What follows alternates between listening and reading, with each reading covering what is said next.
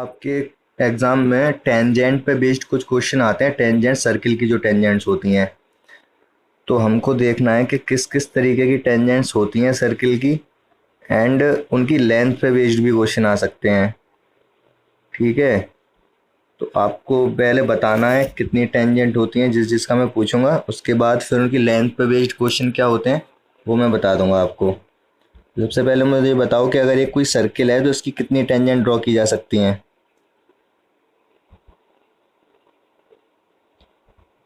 बोलो। तो infinite tangent draw कर सकते हो अगर एक सर्किल है तो। ठीक है, लेकिन अभी मैंने क्या किया, मैंने दो सर्किल कर दिए ये। अब इन दोनों सर्किल की कितनी कॉमन टेंजेंट ड्रॉ की जा सकती हैं। ठीक है, दो आंसर है सभी का। अच्छा, दो तो इसकी डायरेक्ट कॉमन टेंजेंट ड्रॉ की जा सकती हैं और दो ट्रांसवर्स कॉमन टेंजेंट ड्रॉ की जा सकती हैं। ये वाली सही से नहीं बनी, इसको बनाने के लिए अभी कुछ कुछ ठीक है, यहाँ ज्वाइन मान लो ये। तो ये चार हो गई ना, दो डायरेक्ट कॉमन टेंजेंट, दो ट्रांसवर्स कॉमन टेंजेंट। ठीक है। हाँ बोलो।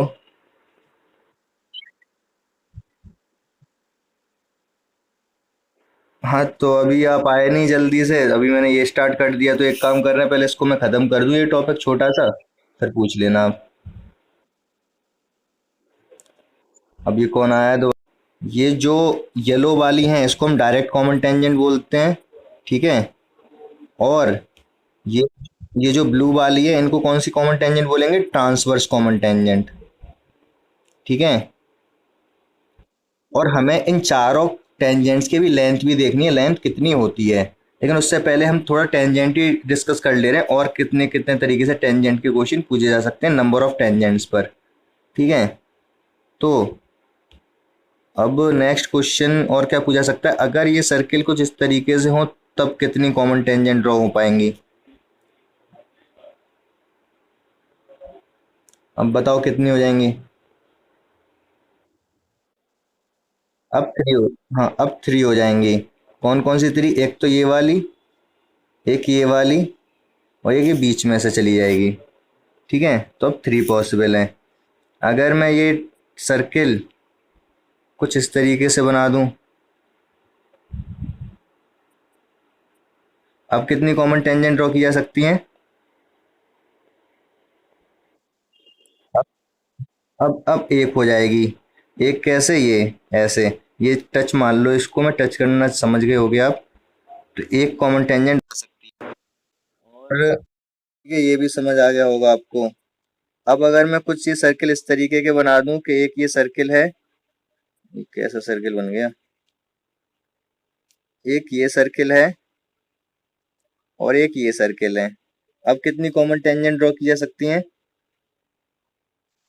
एक भी नहीं, अब जीरो। ठीक है।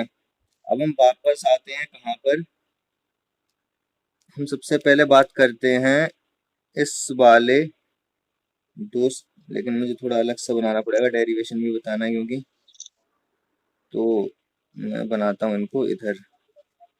एक ये सर्किल है, एक ये सर्किल है, देन इसकी कॉम डायरेक्ट कॉमन टेंजेंट ले रहा हूँ पहले मैं। हमें इसकी चाहिए लेंथ।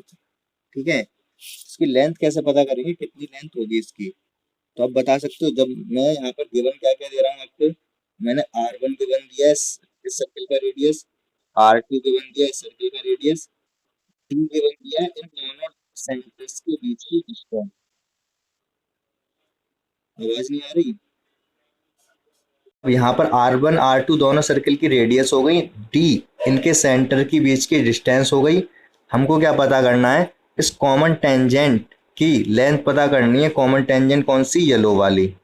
ठीक है, तो येलो रेड दोनों ही है वैसे तो इसकी कॉमन टेंजेंट कैसे पता करेंगे ये बताना है आपको। तो बताओ क्या अप्रोच रहेगी करने की। बताता हूँ मैं। तो करना क्या होगा, यहाँ पे हमें बेसिकली पहले मैं नीचे से मिटा देता हूँ, नीचे नहीं देने का कोई फ़ायदा नहीं है, यहाँ पर ये सर्किल ही मिट गया।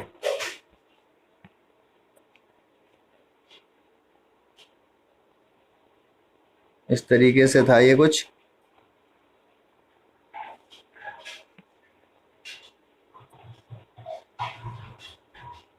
तो होगा क्या, यहाँ पर क्या करना पड़ेगा हमको, हम इसको ज्वाइन कर दे रहे हैं कहाँ से, पहले ये ज्वाइन कर दी मैंने रेडियस, और ये भी ज्वाइन कर दी यहाँ से। ठीक है, अब करना क्या होगा हमको, मैं क्या कर रहा हूँ, एक पैरेलल लाइन ले रहा हूँ पैरेलल टू ओ, ये ओ है, ये ओ डैश है, ओ डैश के पैरेलल एक लाइन ले ली मैंने ये।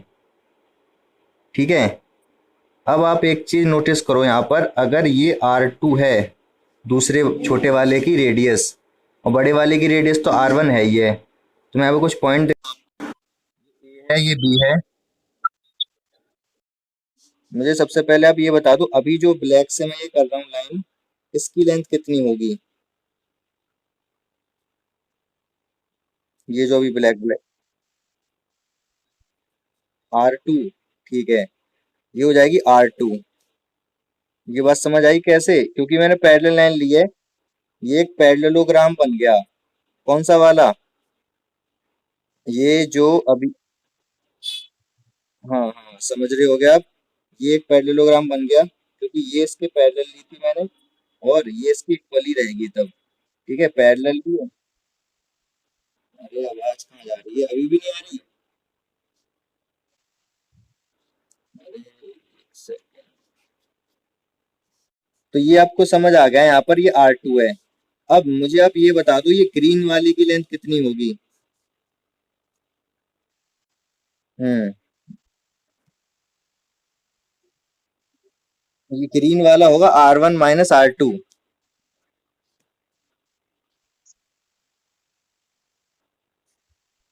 R1 माइनस R2 हो जाएगा ये।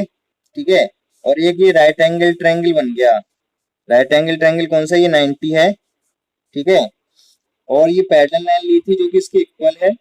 तो अभी जो मैं ब्लैक से करने जा रहा हूँ, ये तो डी ही होगा। ठीक है,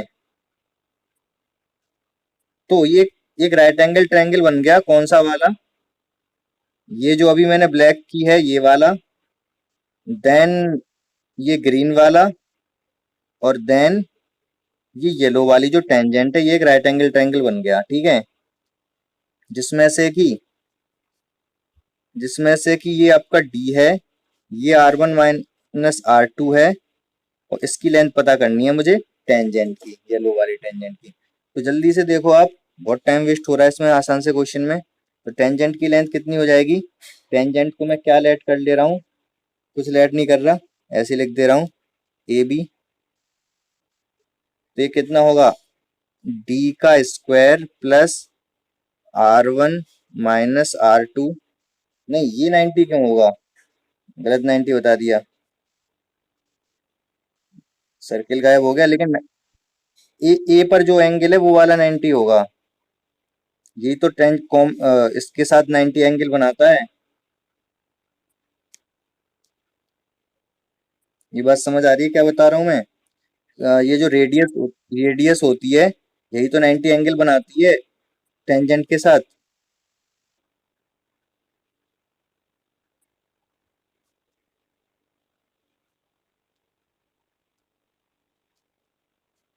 बात समझ आ रही है ना आपको।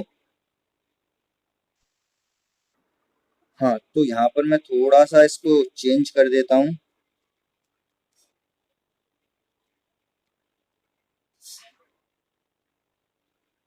चेंज क्या करना होगा, ये येलो वाला है, देन ये ग्रीन वाला है, और देन ये ब्लैक वाली है।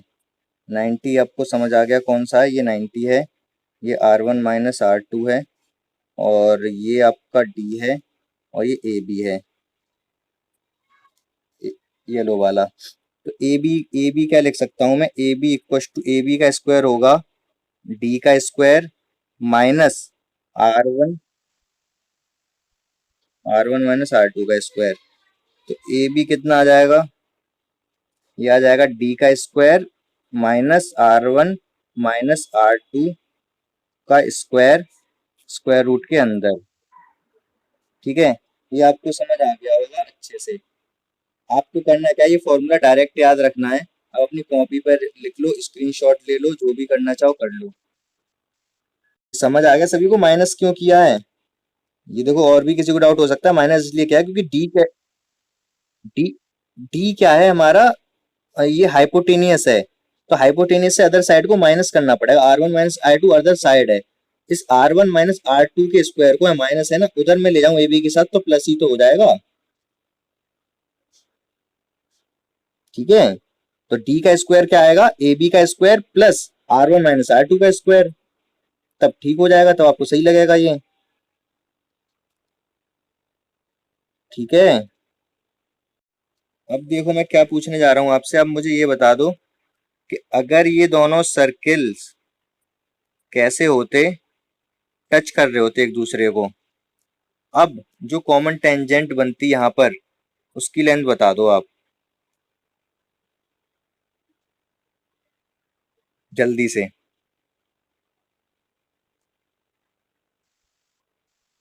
देखो कैसे बता दें, मैं बता रहा हूँ, मैं हिंट दे रहा हूँ। होगा क्या, यहाँ पर दोनों सेंटर्स के बीच की डिस्टेंस पहले इसने क्या दी थी, डी दी थी, लेकिन अब दोनों सेंटर के बीच की डिस्टेंस कितनी होगी, r1 + r2 हो जाएगी। ठीक है, ये तो आपको समझ आ गया, तो बस उसी फॉर्मूले में डी की जगह r1 + r2 पुट कर दो, आपको पता चल जाएगा कि कॉमन टेंजेंट की लेंथ क्या है। एक सेकंड, ए बी का आया था हमारे पास, ए बी मतलब कॉमन टेंजेंट, वो आया था अंडर रूट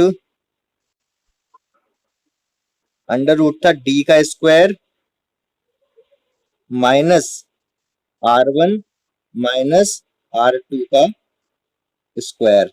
अब डी की जगह क्या रख दूंगा मैं, r1 + r2 रख दूंगा, तो ए बी कितना आ जाएगा, ए बी आ जाएगा, डी की जगह मैंने रख दिया r1 + r2 का स्क्वायर माइनस r1 - r2 का स्क्वायर। तो अभी आप दोनों फॉर्मूले लगाओ यहाँ पर, फॉर्मूले कहाँ लगाऊंगा मैं, इधर लिख देता हूँ, एक बॉक्स बना ले रहा हूँ इधर। तो r1 + r2 स्क्वायर रूट के अंदर है ये, तो स्क्वायर रूट तो नहीं लगा रहा, बाद में लगाऊंगा, पहले मैं स्क्वायर कर दे रहा हूँ। स्क्वायर किया r1 + r2 का क्या आएगा, r1 का स्क्वायर प्लस r2 का square plus 2 r1 r2, then इसका माइनस ये, और स्क्वायर माइनस करूंगा तो -r1 का स्क्वायर -r2 का स्क्वायर, और ये फिर -2r1 r2 आएगा जो कि प्लस हो जाएगा क्योंकि ऑलरेडी बाहर माइनस भी है। ये बात समझ आई सभी को, ये बाहर ऑलरेडी माइनस है, इसका जो -2r1 r2 है वो माइनस में आएगा क्योंकि माइनस लग रहा है, बट ये माइनस भी है तो प्लस हो जाएगा ये। ठीक है, अब होगा क्या यहाँ से, अब ये होंगे कैंसिल, ये कैंसिल होगा इससे, ये कैंसिल होगा इससे, बचा क्या, अब ये सब स्क्वायर रूट के अंदर है, ये ध्यान रखना बस आप। अरे आवाज कहाँ चली जाती है बार बार, ये सब स्क्वायर रूट के अंदर है। ठीक है,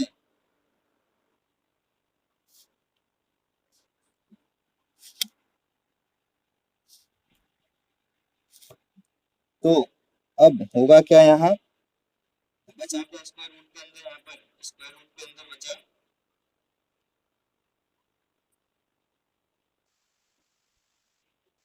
आवाज नहीं आ रही तो एक सेकंड बस, ये आपको वीडियो में देखना पड़ जाएगा क्योंकि मैं बताऊँ क्या करूँ, बीच में यहाँ से अगर कट कर दूंगा दोबारा रीजन करूंगा तो कुछ समझ में पूरी हट जाएगा।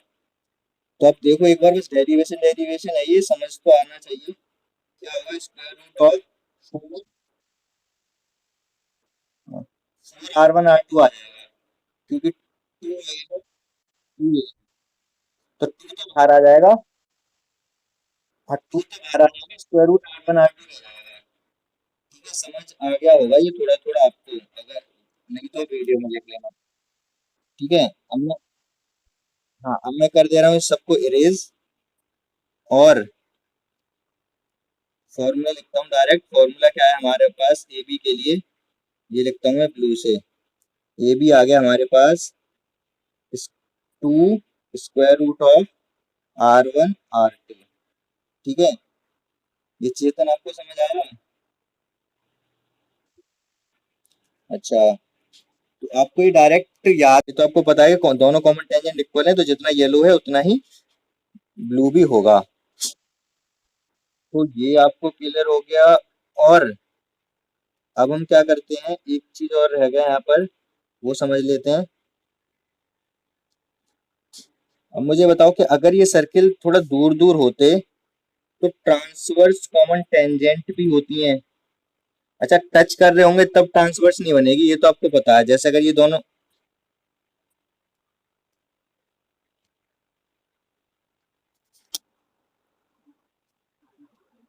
अगर दोनों सर्किल टच कर रहे होंगे, एक सेकेंड पूछ रहा हूँ, अगर दोनों सर्किल टच कर रहे होंगे, ये जैसे कि ये तो यार ट्रांसवर्स कॉमन टेंजेंट नहीं बन पाएगी, ये तो आपको समझ आ रहा है जैसे मैंने बड़े वाले में बनाया है। ठीक है, तो ये तो आपको समझ आ गया। अब अगर पूछ भी लेगा ट्रांसवर्स कॉमन टेंजेंट की लेंथ क्या होगी जब दोनों सर्किल टच कर रहे हैं, तो जीरो बनेगी नहीं। अब अगर जीरो नहीं, इनफाइनाइट, वो चलती चली जाएगी। बेसिकली होगा क्या, जैसे ये टच करते हैं तो एक टच करती हुई जाएगी तो सही, लेकिन ये चलती जाएगी। तो अब हमें लेकिन फिलहाल ये है क्वेश्चन यहाँ पर, अभी आप इसको डायरेक्ट याद रख लो, मैं डेरिवेशन में थोड़ा थोड़ा हिंट दे दूंगा, करना आप अपने से। यहाँ पर अगर हम ए बी की बात करें, ए बी कितना होगा, जैसे ये ए है, ये बी है, तो ए बी की लेंथ होगी यहाँ पर डी। डी क्या है, दोनों सेंटर्स के बीच की डिस्टेंस। और आर वन आर टू आया था हमारे पास। ठीक है, यहाँ लेकिन आएगा क्या, R one plus R two. ठीक है, वहाँ वहां पर R one minus R two था, यहाँ पर R one plus R two होगा, देन बीच में माइनस आ जाएगा, ये फॉर्मूला रहेगा। आ रही है बात समझ, स्क्वायर तो होगा ही होगा ये बात क्लियर है सभी को, क्या बताना चाह रहा हूँ मैं, उसी के जैसा है, बस वहां पर R one minus R two था, या R one plus R two है। अब कैसे, ये मैं बता देता हूँ, डेरिवेशन आप खुद से घर पे करोगे कैसे आया ये। जब यहाँ पर आपको ए बी की लेंथ निकालनी होगी, तो आपको क्या करना पड़ेगा, जैसे इसके सेंटर्स हैं बीच में, इसका ये सेंटर है, इसका ये सेंटर है। ठीक है, और इनके सेंटर्स के बीच की अगर लेंथ देखूँ, तो ये सेंटर्स के बीच की लेंथ डी हो गई। ठीक है, अब मुझे अगर राइट एंगल ट्रायंगल बनाना होगा, तो मैं राइट एंगल ट्रायंगल पता है किस तरीके से बनाऊंगा, मुझे राइट एंगल ट्रायंगल बनाना होगा, इस ये जो ओ ओ डैश है, इसी को कहीं ना कहीं शिफ्ट करना होगा। आ रही है बस समझ।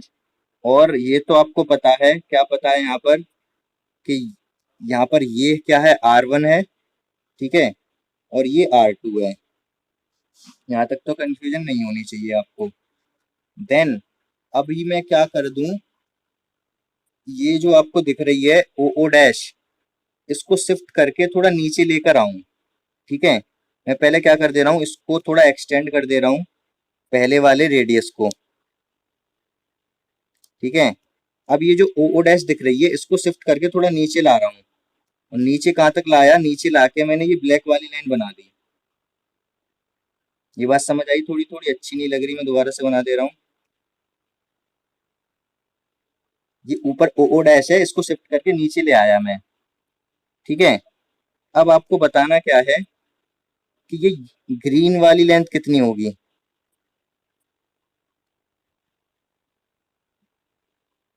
बोलो जल्दी से,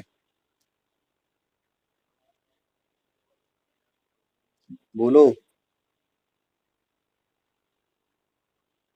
आवाज नहीं आ रही क्या, मैं बस ये पूछ रहा हूँ ये ग्रीन वाला कितना है, तो ये ग्रीन वाला हो जाएगा आर टू, क्योंकि मैंने, हाँ हाँ, हाँ हाँ आर टू हो गया। अब इसको मैं नेम भी दे दे रहा हूँ एक, चलो ओ डैश था, यहाँ पर एन नेम दे दे रहा हूँ इसको, कौन से वाले पॉइंट को, इस वाले पॉइंट को, जो ब्लैक सा भी मैंने डार्क किया है, ये वाला पॉइंट। अब आप देख पा रहे हो कि राइट एंगल ट्रायंगल, अगेन एक राइट एंगल ट्रायंगल बन गया, एक ये साइड हो गई, एक ये साइड हो गई ए बी, जो कि टेंजेंट है, और एक एन बी जो कि हाइपोटेनियस होगी, क्योंकि ये वाला 90 है जो ग्रीन से ऊपर दिखाया है मैंने। आ रही बात समझ।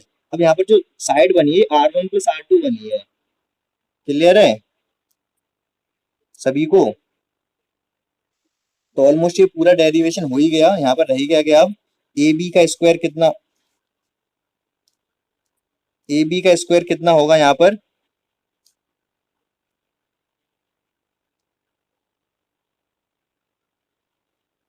ए बी का स्क्वायर हो जाएगा, ए बी का एक साइड है तो हाइपोटेनियस का स्क्वायर, हाइपोटेनियस मतलब डी, माइनस अदर साइड का स्क्वायर, अदर साइड कितनी है R1 प्लस R2 का स्क्वायर। समझ आ गया अच्छे से ये भी। ये दो सर्किल हैं, एक इसकी R1 रेडियस है, इसकी R2 रेडियस है। R1 दे रखा है आपको 9, R2 दे रखा है आपको 4। आपको ए बी जो कि कॉमन टेंजेंट है, इसकी लेंथ बतानी है कितनी है, बता दो जल्दी से। तो आपने फॉर्मूला पुट कर दिया होगा 2 square root of R1 R2 में, तो वो 6 आ गया होगा, और 6 का 2 में मल्टीप्लाई होके 4 आ जाएगा, 4 मतलब 12 आ जाएगा। चलो ये तो आपको समझ आ गया। देन एक और क्वेश्चन देता हूँ मैं आपको। एक ये सर्किल है और एक ये सर्किल है, एंड इनके रेडियस हैं, एक की रेडियस R1 है, R1 क्या मैं दे रहा हूँ कितनी है ये, ये है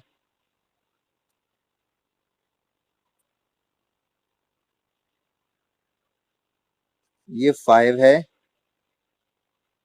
एक सेकेंड, 5 नहीं है, ये है 7, ये 7 है, इसकी रेडियस 2 है, और इन दोनों सर्किल के बीच की डिस्टेंस, इन दोनों सर्किल के बीच की डिस्टेंस है 6। आपको बताना है कॉमन टेंजेंट की लेंथ क्या होगी ए बी की, जल्दी से बताओ। 13 नहीं, 6 नहीं है इनके बीच की डिस्टेंस, इनके बीच की डिस्टेंस है 4, ये येलो वाला 4 है। अब बताओ कैसे होगा। आपको करना क्या, R1 R2 आपको पता है, तो बेसिकली आपको पता है पाइथागोरस लगना है यहाँ पर। तो आप क्या करो, R1 R2 पहले पता कर लो।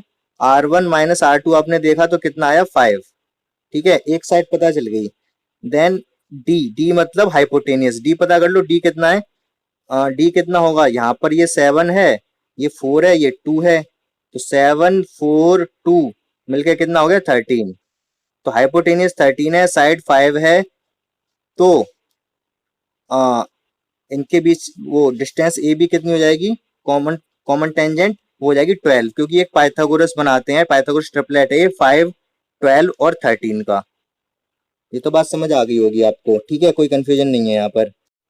इसकी रेडियस है 5, इसकी रेडियस है 3, और इनके बीच सर्किल के बीच की, सर्किल के देखो दो चीज होती है, सर्किल के बीच की डिस्टेंस और सर्किल के सेंटर के बीच की डिस्टेंस, तो दोनों में फर्क होता है, तो आपको ये समझना पड़ेगा। सेंटर के बीच की डिस्टेंस तो आपको पता है, और सर्किल के बीच की डिस्टेंस जो अभी मैं दे रहा हूँ, तो ये है आपके पास, ये है 9। तो आपको बताना है इसकी ट्रांसवर्स कॉमन टेंजेंट की लेंथ कितनी होगी। यहाँ पर होगा क्या बेसिकली, यहाँ पर भी आप वही ट्रिपलेट बनाने की कोशिश करो, लेकिन उससे पहले यहाँ पर करना ट्रांसवर्स पूछ रहा है ना, तो R1 प्लस R2 लेना पड़ेगा आपको, R1 माइनस R2 नहीं। तो R1 प्लस R2 कितना हो जाएगा, ये हो जाएगा 8। देन दोनों के D कितना हो जाएगा, ये है 5 9 3, तो ये हो जाएगा 17। तो ट्रिपलेट कितना होता है 17 8 और 15 का, ठीक है। तो यहाँ पर अदर साइड जो ए बी बनेगी वो हो जाएगी 15। समझ आया, ये कंफ्यूजन है तो बताओ, मैं बताता हूँ फिर, बोलो। तो फॉर्मूला क्या था हमारे पास, ये सब हटाओ यहाँ से,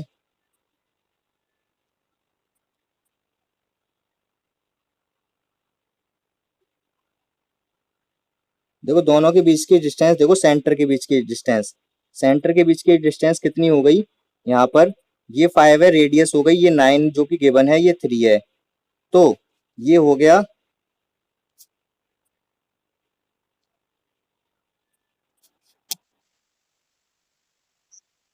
R1 प्लस R2 ही तो लिया है।